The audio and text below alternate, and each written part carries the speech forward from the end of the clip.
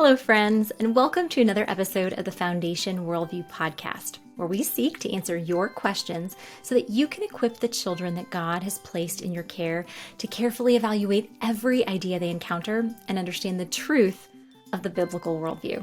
I'm your host, Elizabeth Urbanowicz, and I'm thrilled that you've joined me for another episode today. Today's question says, my daughters, ages 8 and 5, haven't been exposed to LGBTQ ideology, but I know it's inevitable. What are the first steps to take in having that conversation?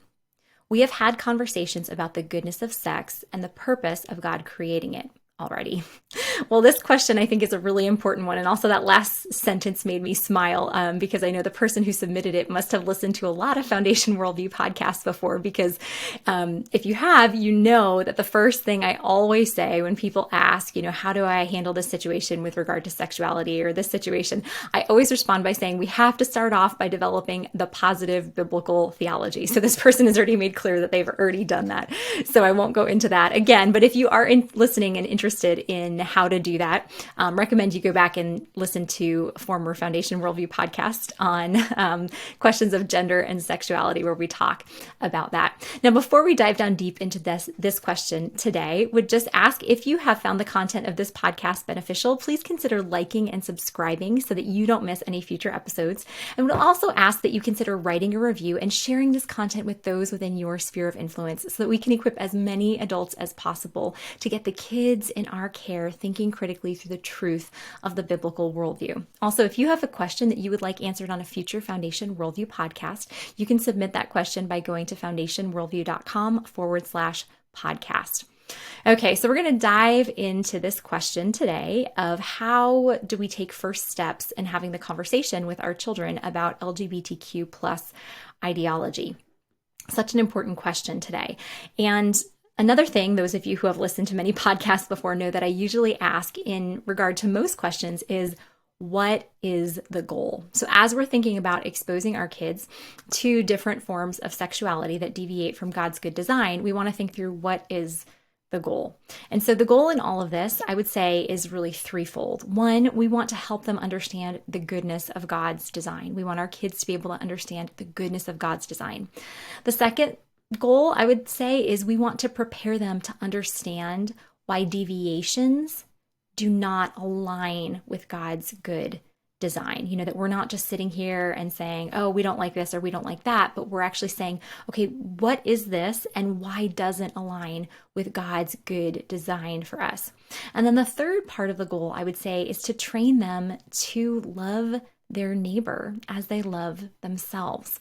So 3 parts. 1, understanding God's good design. 2, preparing them to understand why deviations do not align with God's good design.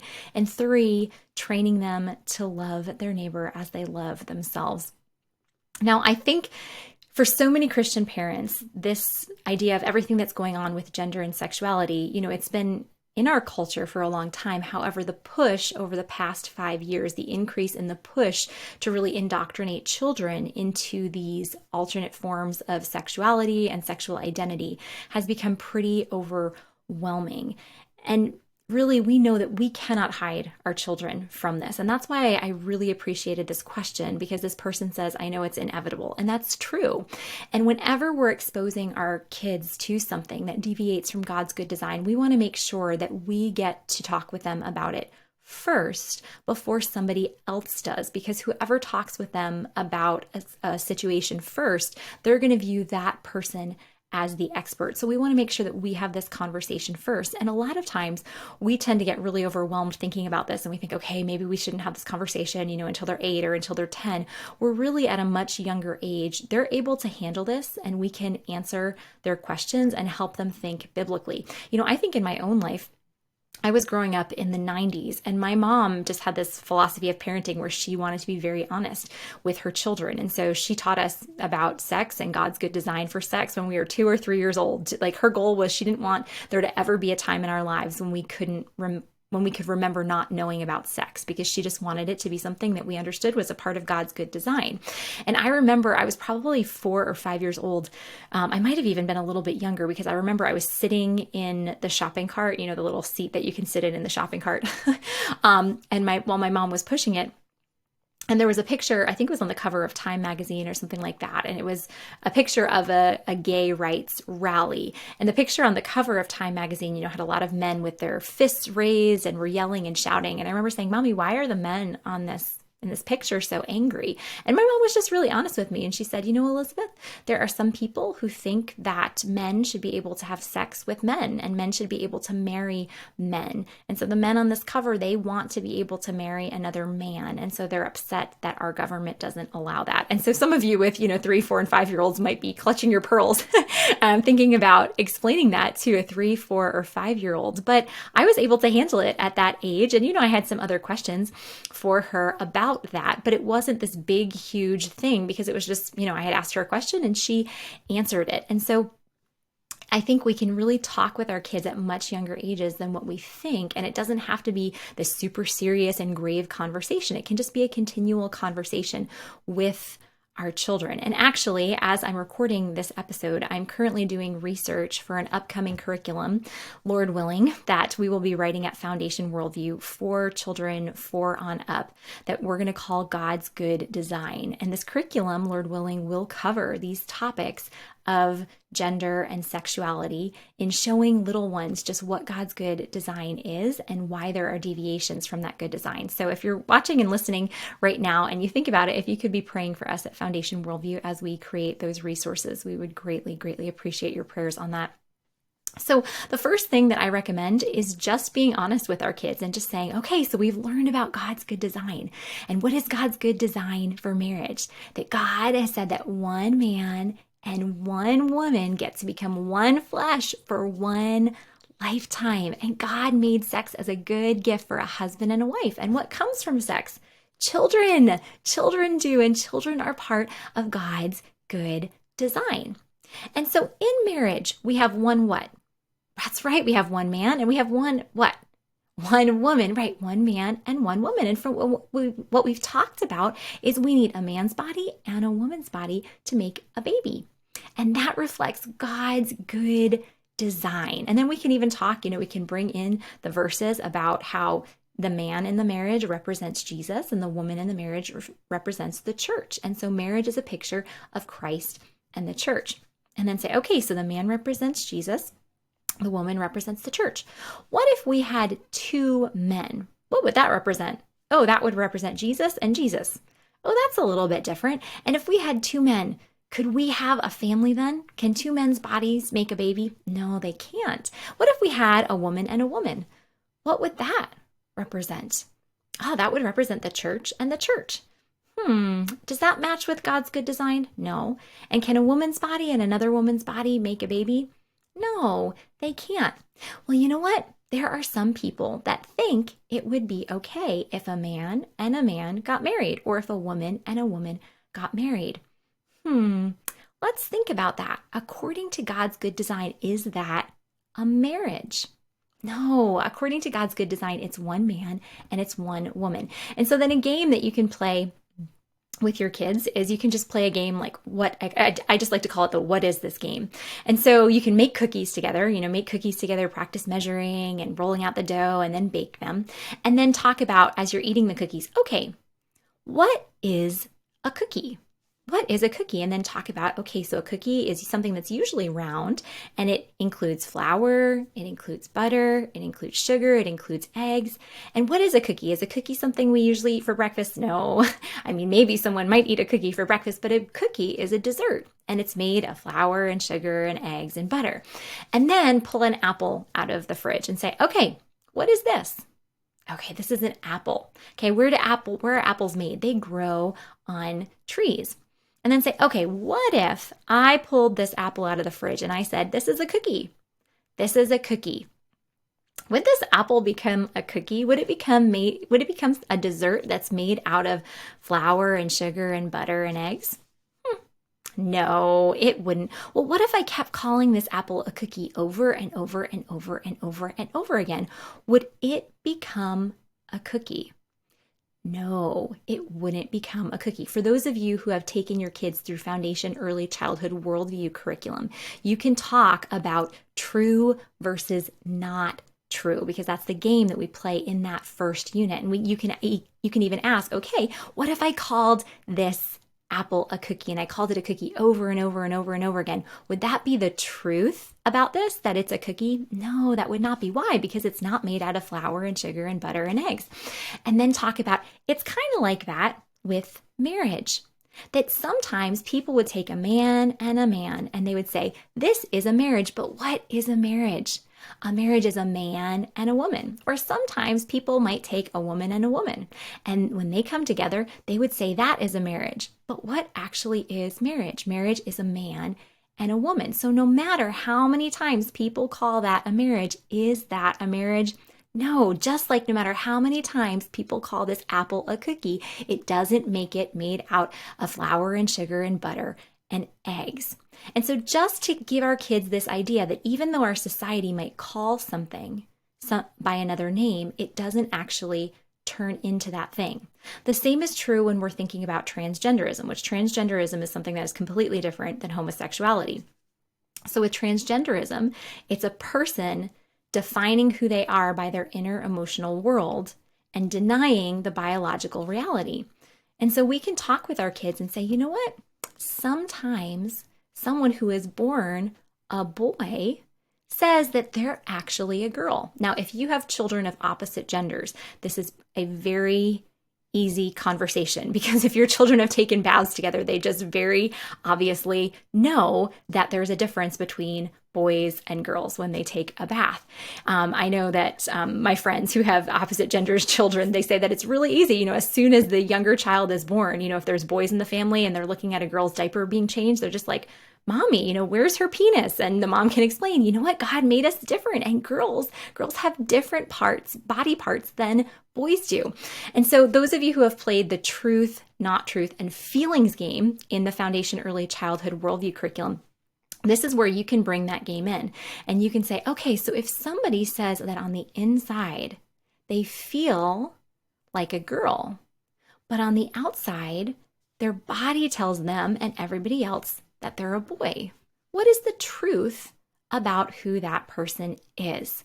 And you can talk through that. Even if you have never taken your children through the Foundation Early Childhood Worldview Curriculum, you can just play this game where you give them some sentences that are true, and you have them spread out their arms like an X and say true when you say a true sentence. Then you can have them cross their arms in front of them when you say a not true sentence, and then you can have them hug themselves when you say a feeling sentence. And once they have those categories in their mind, the true, not true feeling, then you can talk about transgenderism in that way. Okay, what is that person saying is real? That person is saying their feelings are what is most real about them. But we've already learned, do feelings always point us to truth?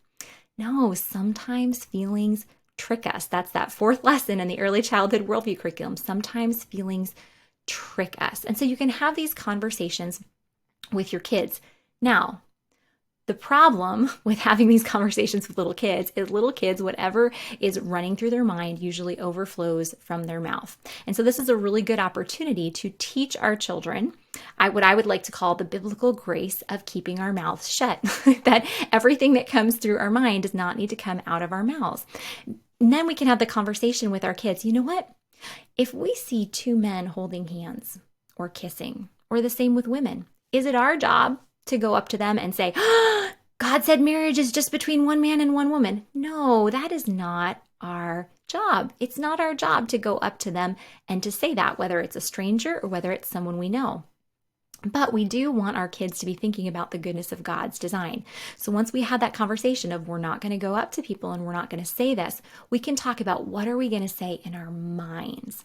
Okay, so this is where you can teach your kids just a little catechizing frame, that every time they encounter something, whether it's a person or a couple or something on a show that they're watching or something they encounter in school that has to do with homosexuality, that in their minds they can say this sentence: God made marriage for one man and one woman.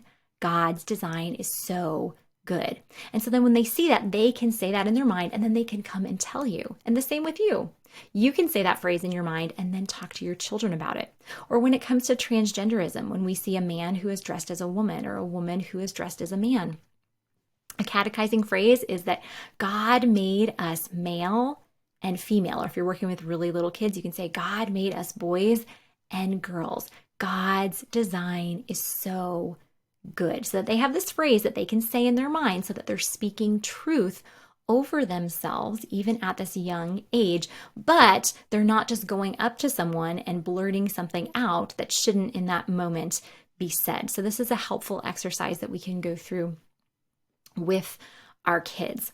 Now, I know the temptation many times for those of us in charge of kids is we don't want to expose our kids to media that has gay couples in them, or, a character who's using different pronouns or things like that, where I understand the hesitation there because we're like, oh, we don't want this to just become normal in their lives, where I don't think that by exposing them to these things, we're just normalizing this, because guess what? We live in a world where sin is normalized. In fact, we live with sin in our own hearts. We are all people who have been broken by the fall. But what we want is we want our children to recognize deviations from God's good design and to be able to speak truth over themselves. So I would say if there's a form of media that, I know on the PBS show Arthur, Mr. Ratburn marries a man. I think on the show Odd Squad on PBS, there was a gay marriage. I know there's other shows on Netflix. I saw a clip, I don't even know what show it was, but there was a transgender cow who explained his preferred pronouns to his grandma. We want in those situations for our kids actually to be exposed to those things while they're still within our care, so that we have the opportunity to teach them how to respond appropriately in those situations. And I think with those catechizing phrases of God made marriage for one man and one woman, God's design is so good. And then God made us male and female. God's design is so good. So that when they see those things in culture, as they are inevitably going to be exposed to them, they're able to remember the truth of God's good design. And they're also thinking about loving their neighbor as they love themselves.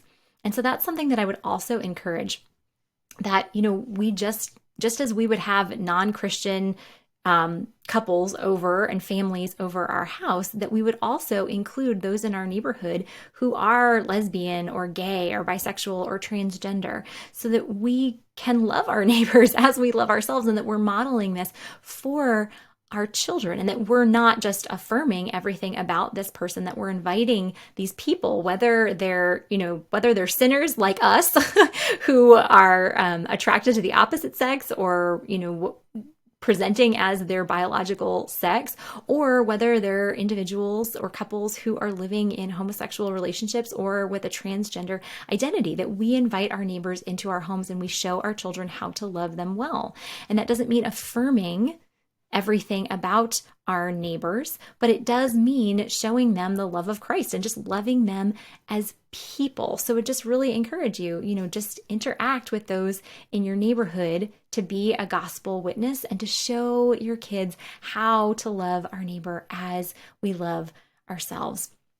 Now, I know that this is a bit of a heavy topic, and I know every time we do post these videos on YouTube, if I'm being honest, my stomach kind of turns a little bit, because I know that there are so many in our culture right now who do not agree with what I have just presented. And it's really hard to live biblically faithful lives in a culture that views any such non-celebration of deviations from God's good design as hate speech, or as something that is hateful. So I would just encourage all of us to make sure that as we are preparing our children for this, that we're remembering the cost of following Jesus, that following Jesus will cost us everything. And we want to make sure that we are loving him through staying faithful to his commands, through staying faithful to his design, that we are loving our neighbor as we love ourselves, by building relationship, and by being honest that God has a wonderful plan for our lives, and that is to rescue us and redeem us from our sin. And many times that wonderful plan, actually daily, that wonderful plan involves dying to ourselves, because Jesus is worth it.